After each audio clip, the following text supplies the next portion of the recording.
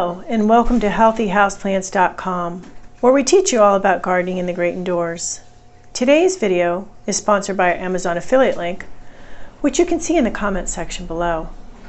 So today I'm going to talk to you about why it's a good idea, if you can, to repot houseplants soon after you get them. Unless they're coming from a source that you know has been growing organically and you know that it's just really good source, they're careful with their plants, they're not using a lot of chemical fertilizers and growth hormones and that sort of thing. Otherwise, it really is a good idea for various reasons. Now, here we go. This is Matilda. She is a ficus lorata, and she is was in a recent video last month when we are doing a rescue on her.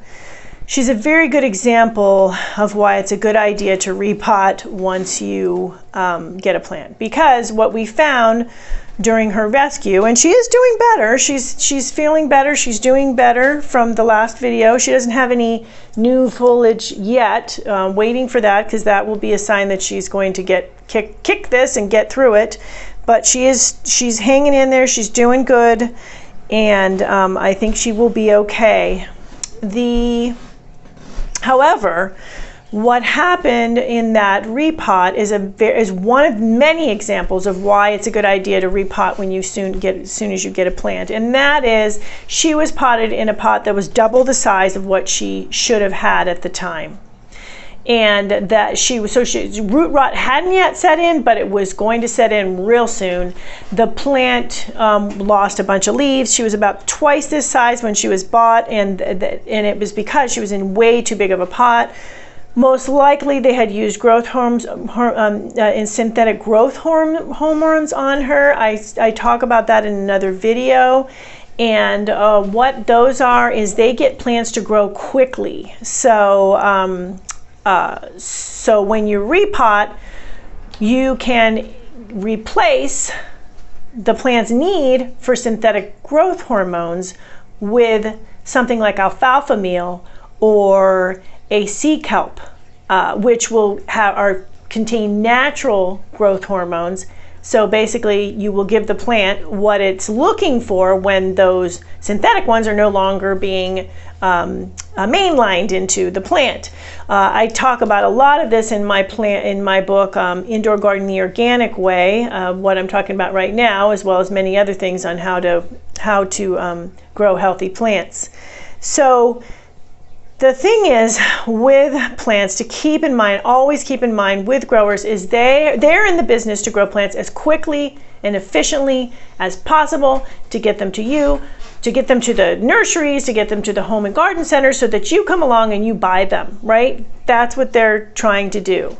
However, the problem with that is they take many shortcuts when they do that, and that's why it's good to repot. So for instance, this guy, this girl named Matilda here, Matilda was in too big of a pot. So by repotting her, if it had happened when she was first bought, would have discovered that and would have been able to put in the right size pot for her root ball, and she would be 2 or 3 times this size right now instead of half the size of when she started.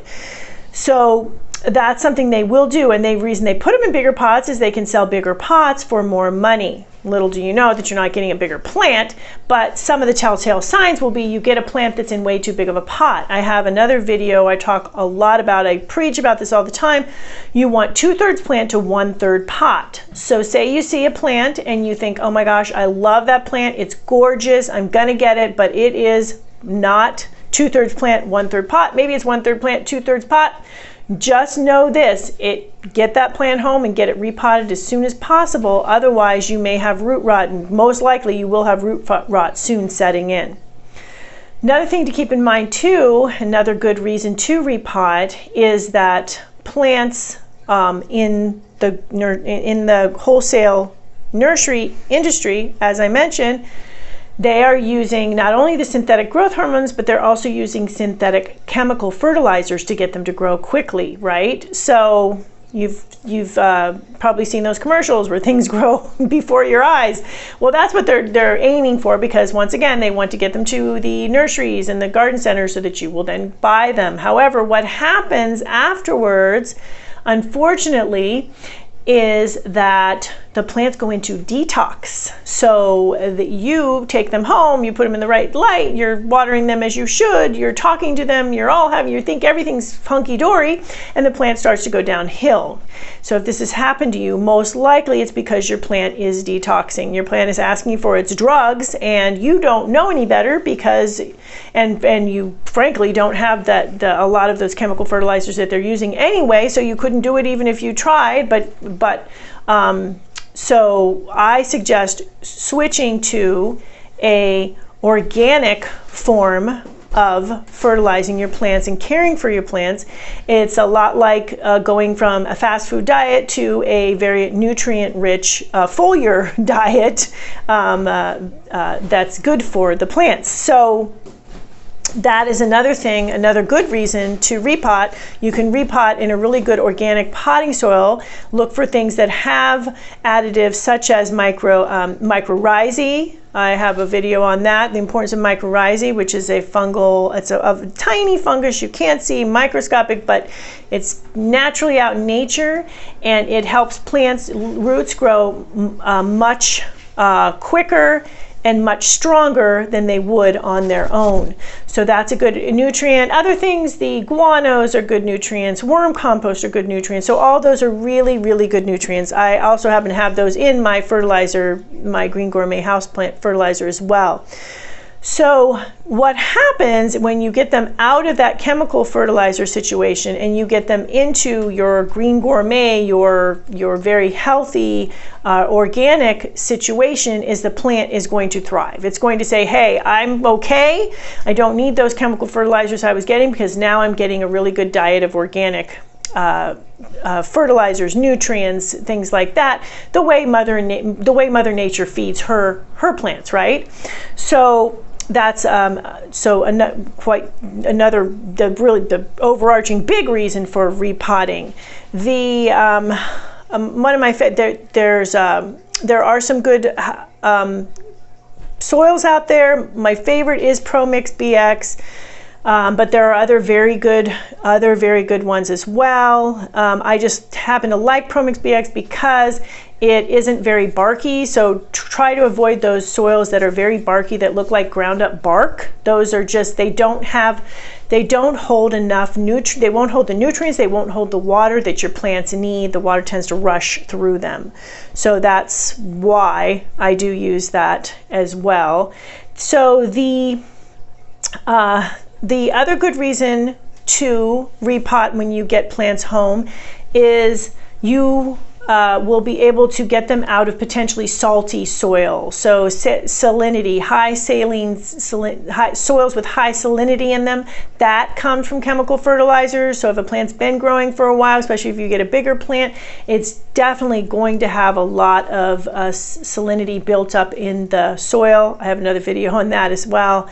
And so this is a good way to get it into a new soil where it doesn't have the high salinity, because salinity can cause toxic root shock, where it'll shut down the roots, and then the plant will die from that too. So you can avoid that as well.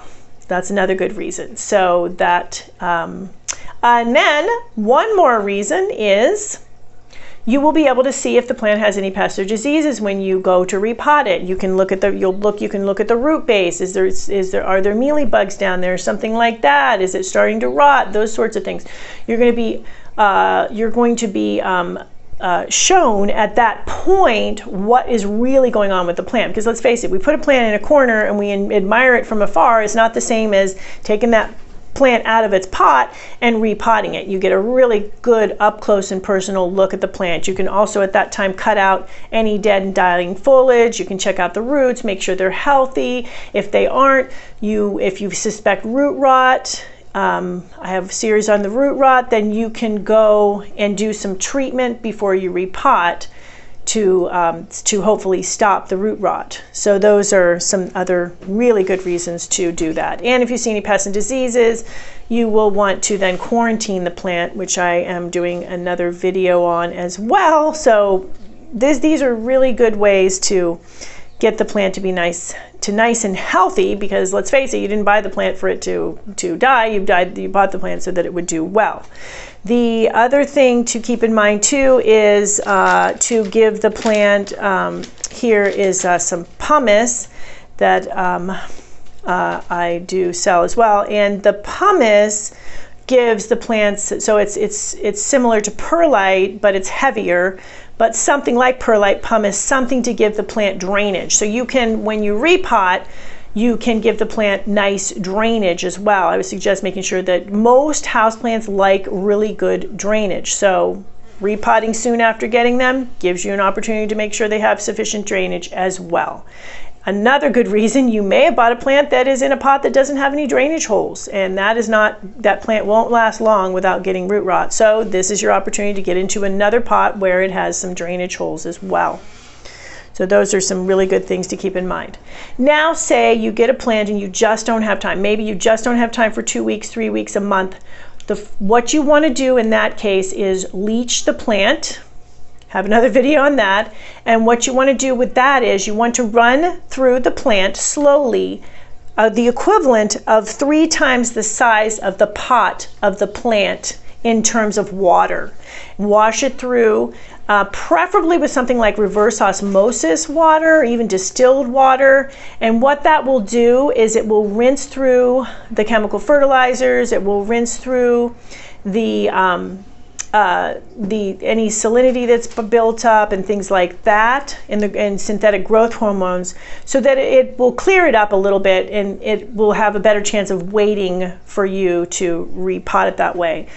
Putting out in a gentle rainstorm can also work. Just make sure that it's not too cold and it's not too crazy of a rainstorm, but that is another great way to rinse through your soil so the plant can wait until you can get it into some good potting soil. And that is about it for that. We will be checking in with Matilda later when she has some new growth too, to see how she's doing with her new repotting here.